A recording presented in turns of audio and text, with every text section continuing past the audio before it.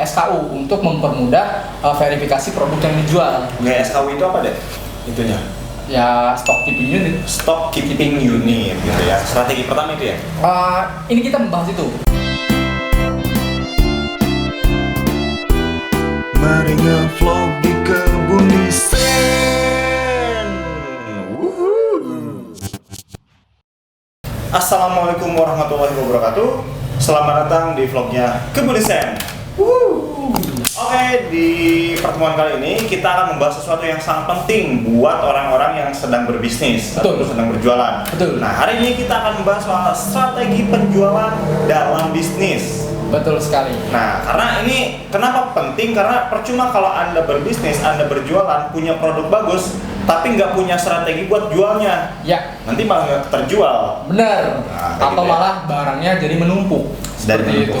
Dan hari ini kita akan sharing soal strategi penjualnya dari seseorang yang berpengalaman ya.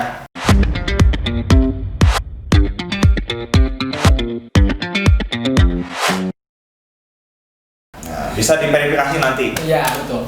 Jadi hari ini kita akan menjelaskan tentang strategi penjualan di mana agar barang kalian bisa laku terjual ataupun kalian tidak bisa menjaga stok barang kalian seperti itu.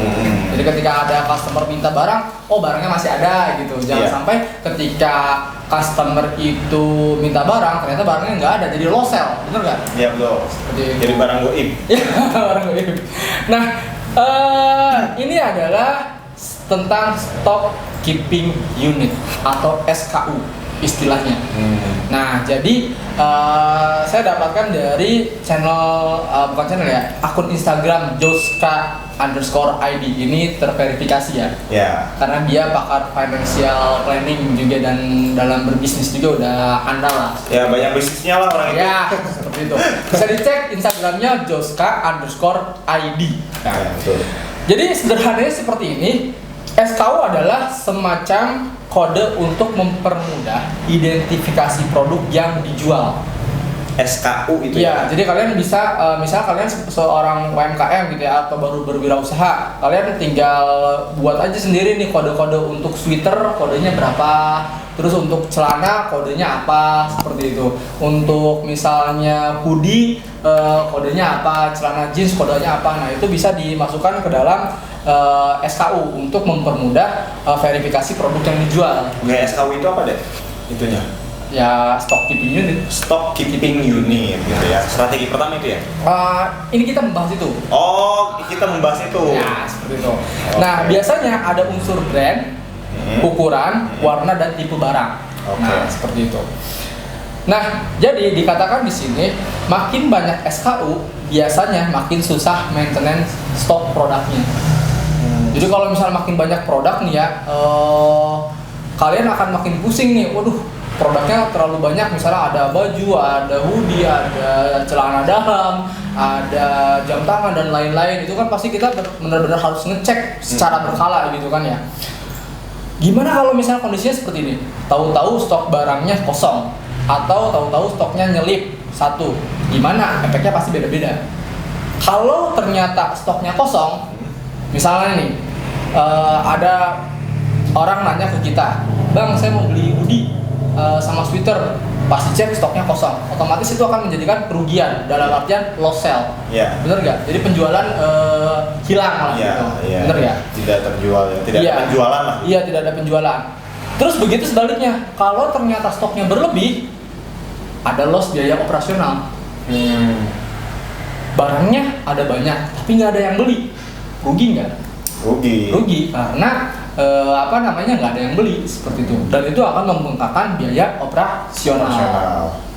Jadi yang jelas ketika kondisinya seperti ini, strategi bisnis kita akan jadi ambiar karena bisnis kadang tidak sesuai dengan teori. Sama seperti sekarang kita berbicara seperti ini, kita hanya memberikan teori berdasarkan pengalaman si Joska ini mungkin ya. Seperti itu. Tapi tergantung dari kondisi usaha kalian masing-masing, pasti berbeda-beda, ya enggak? Lalu gimana tipsnya? Nah, tipsnya yang pertama adalah stock off-name. Jadi pentingnya off-name berkala untuk memastikan antara data atau barang yang ada dengan laporan harus sama. Nah, betul. Ya nggak? Betul. Sehingga menghindari kesalahan pengambilan keputusan. Betul. Jadi kalau misalnya ketika ada barang nih, saya mau beli jeans misalnya customer, oh ternyata data dan laporannya ada, otomatis kita bisa menjual. Betul. Tapi ketika data dan laporannya tidak sesuai, di datanya ada, pada saat kita jual nggak ada, itu jadi salah pengambilan keputusan. Betul.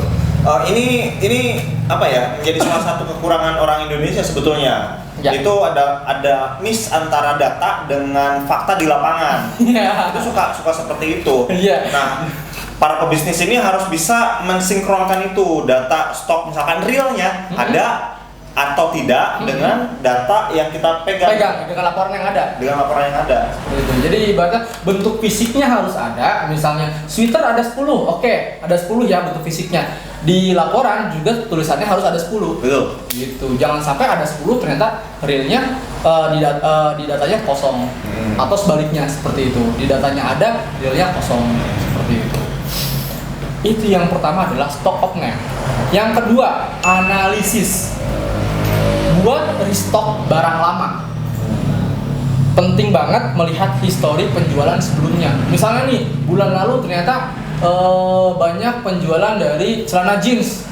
Nah, ternyata celana jeans 2 bulan berikutnya udah habis. Nah, kalian perlu restock lagi. Seperti itu. Mana yang paling laku, terus mana yang biasa aja, dan mana yang justru mandek penjualannya. Gitu.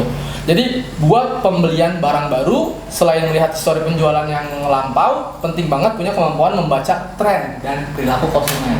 Nah, jadi misalnya nih, ternyata bulan sekarang ini banyak yang beli kaos misalnya.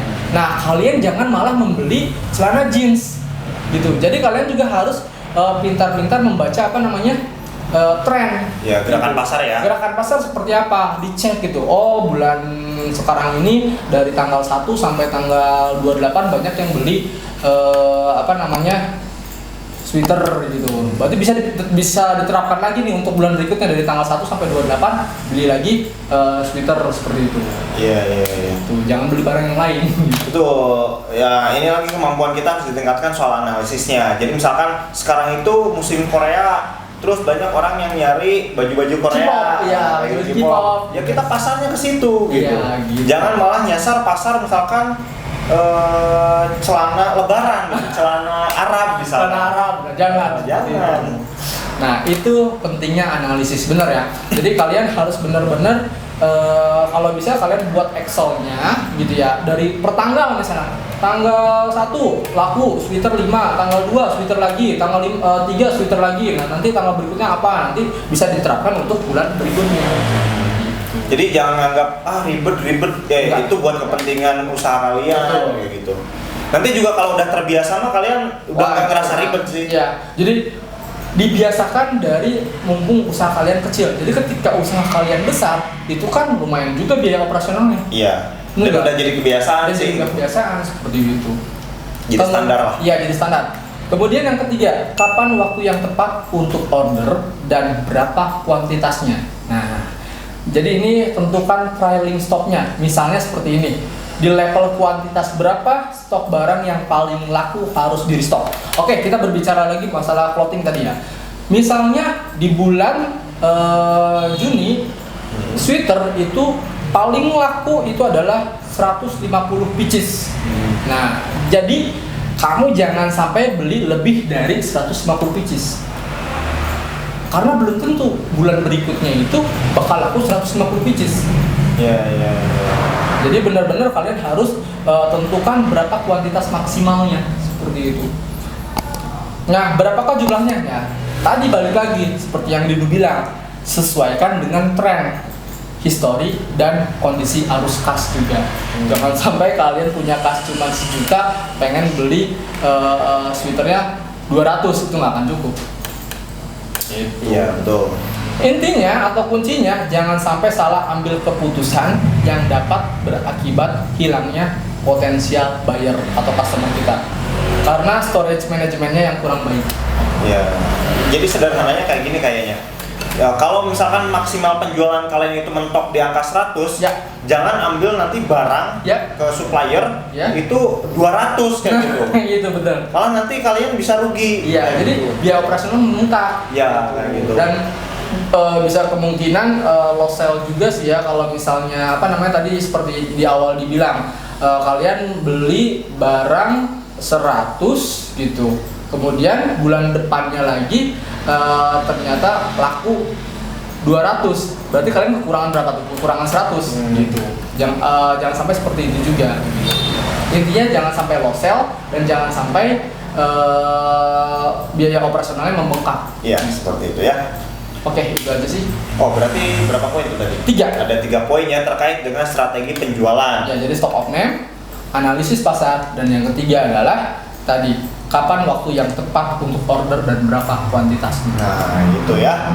Oke, mudah-mudahan bermanfaat dan kalau dirasa bagus, silahkan di like, di komen yang positif. Kalau punya saran dan sebagainya, ya silahkan di komen juga ya. Oke, terima kasih. Sampai jumpa di vlog-vlog kita selanjutnya. Bye bye.